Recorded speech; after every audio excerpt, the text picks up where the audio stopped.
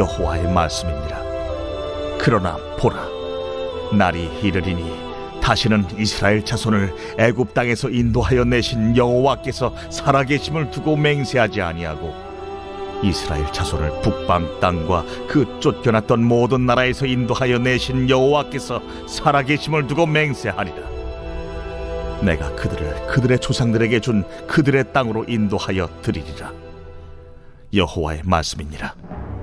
보라, 내가 많은 어부를 불러다가 그들을 낫게 하며 그 후에 많은 포수를 불러다가 그들을 모든 산과 모든 언덕과 바위 틈에서 사냥하게 하리니 이는 내 눈이 그들의 행위를 살펴보므로 그들이 내 얼굴 앞에서 숨기지 못하며 그들의 죄악이 내 목전에서 숨겨지지 못함이라. 내가 우선 그들의 악과 죄를 대나 갚을 것은 그들이 그 미운 물건의 시체로 내 땅을 더럽히며 그들의 가정한 것으로 내 기업에 가득하게 하였음이라. 여호와 나의 힘, 나의 요새, 환난 날의 피난처시요, 민족들이 땅 끝에서 죽게 이르러 말하기를 우리 조상들의 계승한 바는 허망하고 거짓되고 무익한 것뿐이라. 사람이 어찌 신 아닌 것을 자기의 신으로 삼겠나이까 하리이다. 여호와께서 이르시되, 보라, 이번에 그들에게 내 손과 내 능력을 알려서 그들로 내 이름이 여호와인 줄 알게 하리라.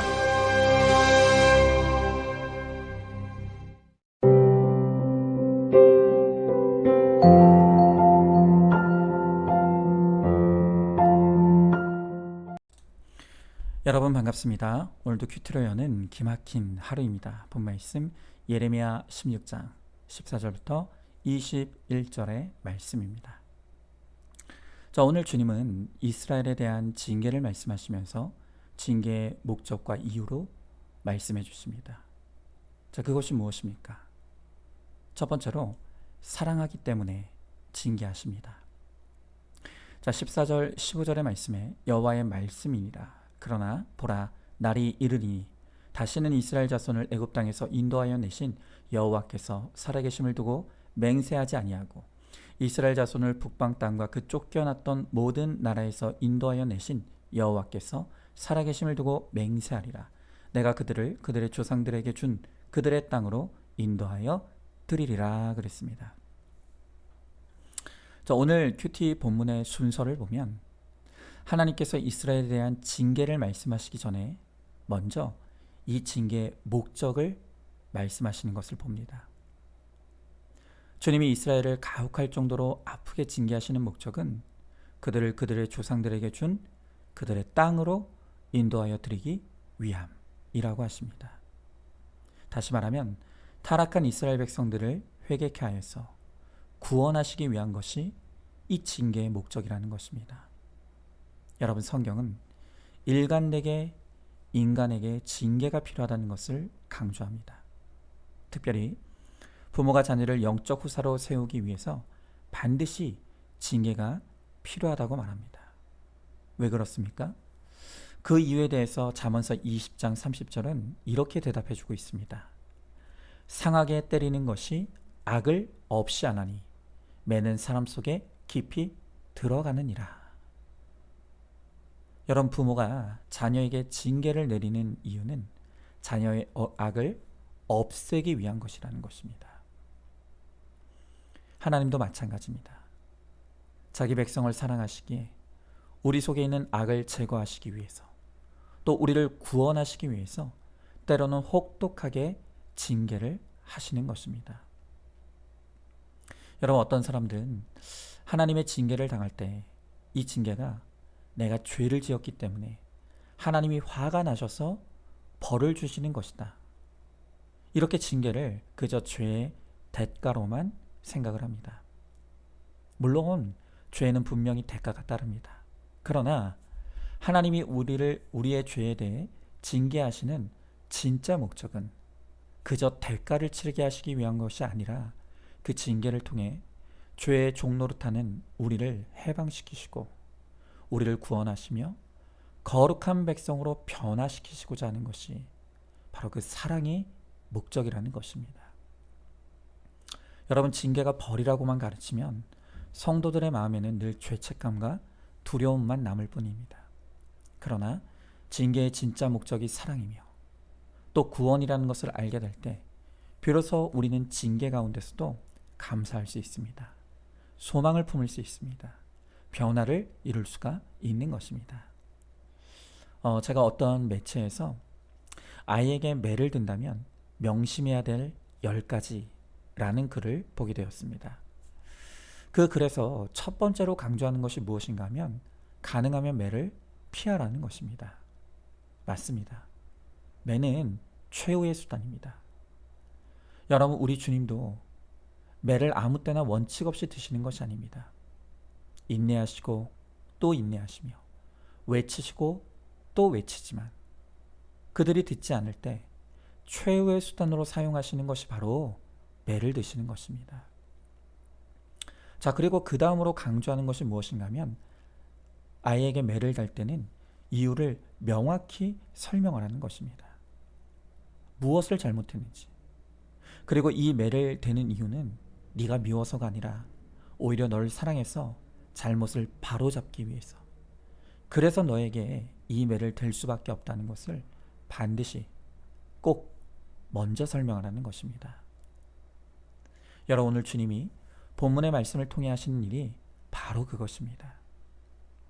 그냥 무작정 징계를 내리시는 것이 아니라 이스라엘을 사랑하시기에 죄와 사망으로부터 구원하시기 위한 사랑의 징계라는 것을 분명하게 말씀하시는 것입니다. 여러분, 하나님이 여러분을 깊이 사랑하십니다. 그래서 사랑하기 때문에 징계하십니다. 여러분 가운데 지금 내 죄로 말미암은 하나님의 징계를 받고 있습니까? 이 징계를 통해 하나님이 여러분의 악을 제거할 것이고 여러분들을 구원의 사람으로 또 거룩의 사람으로 만들어 가실 것임을 믿으시기 바랍니다. 그러니 이 징계로 인해 낙심할 필요 없습니다. 후회와 죄책감에 빠질 필요도 없습니다. 다만 우리가 해야 될 일은 이 징계 가운데 내 죄를 인정하고 회개하는 것입니다. 그러면 주님이 우리를 기쁘게 용서해 주시고 우리를 반드시 구원의 사람으로 또 거룩한 백성으로 변화시켜 주실 것입니다. 자, 한번 질문해 봅니다. 나는 어떤 죄로 인한 징계를 받고 있습니까? 하나님이 나에게 화가 나서 매를 때린다고 생각하고 있지는 않습니까? 하나님이 나를 징계하시는 이유는 나를 지극히 사랑하시기에 악을 제거하고 거룩하게 변화시키기 위함임을 믿으십니까? 자, 두 번째로 이스라엘을 징계하시는 이유는 우상 숭배 때문이라고 하십니다. 자, 오늘 18절의 말씀에 보니까 내가 우선 그들의 악과 죄를 배나 갚을 것은 그들이 그 미운 물건의 시체로 내 땅을 더럽히며 그들의 가증한 것으로 내 기업에 가득하게 하였음이라 그랬습니다. 자, 여러분, 하나님의 징계를 초래한 그 이스라엘의 죄가 무엇입니까? 바로 그것이 우상 숭배입니다. 오늘 18절에서 말하는 미운 물건과 가증한 것, 이것은 바로 우상의 신상을 의미하는 것입니다. 이스라엘 백성들이 진짜 신이신 하나님을 버리고 신이 아닌 것을 신으로 숭배했기 때문에 하나님께서 그들의 악과 죄를 배나 갚을 것이다 라고 하십니다. 자, 그런데 도대체 이스라엘 백성들은 어떤 우상을 섬겼는가? 이 당시 이스라엘 백성들이 숭배했던 대표적인 우상이 있습니다. 그것은 바로 바알신입니다. 여러분, 이 바알신은 한마디로 말하면 탐심의 신이라고 할 수 있습니다. 이 바알이 약속하는 것은 무엇인가 하면요, 이 신을 믿고 극진히 섬기면 그 대가로 사람들이 욕망하는 것을 모두 들어준다는 것입니다. 그것이 이 바알 신앙의 핵심입니다. 자, 그런데 골로새서 3장 5절의 말씀에 보니까 그러므로 땅에 있는 지체를 죽이라 곧 음란과 부정과 사욕과 악한 정욕과 탐심이니 탐심은 우상 숭배니라 라고 합니다. 자, 여기서 탐심은 우상 숭배라 라고 할 때 바로 그 우상이 바알 신앙을 말하는 것입니다. 여러분, 우리 안에는 다 탐심이 있습니다. 탐심이 무엇이죠? 만족이 없는 것입니다. 가지고 더 가졌는데 모자랍니다. 언제나 조금만 더 있었으면 좋겠습니다. 이렇게 한도 끝도 없이 욕심을 부리는 것이 바로 탐심이죠. 그런데 이 탐심이 그냥 단순히 인간의 욕망이 아니라 영적인 문제라는 것입니다.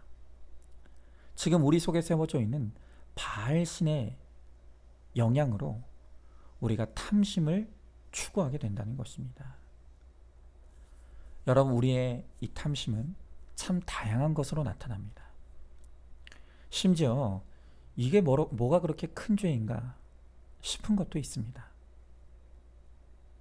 여러분, 사막의 교부들이 인간의 7가지 대죄가 있다고 가르쳤습니다. 그 7가지 대죄가 무엇인가 하니까 교만, 시기, 분노, 나태, 탐욕, 정욕, 허영입니다.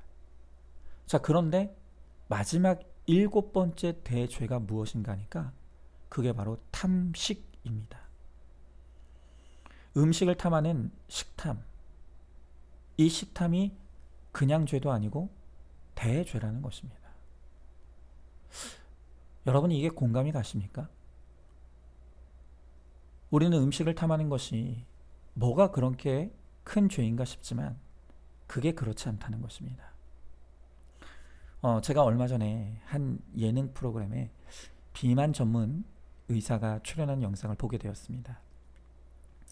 그런데 그분의 말이 지금 지구상에 존재하는 모든 생명체 가운데 오직 인간과 그리고 인간이 키우는 반려동물에서만 비만이 발생한다는 것입니다. 여러분, 야생에 사는 동물들을 보면요, 아무리 먹을 것이 많아도 그들은 일정량의 음식을 섭취하면 더 이상 먹지 않는다고 합니다. 그래서 야생의 동물에게는 비만이 없답니다.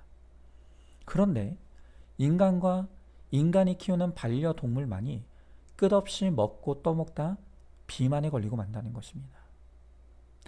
자, 그러면 왜 그럴까?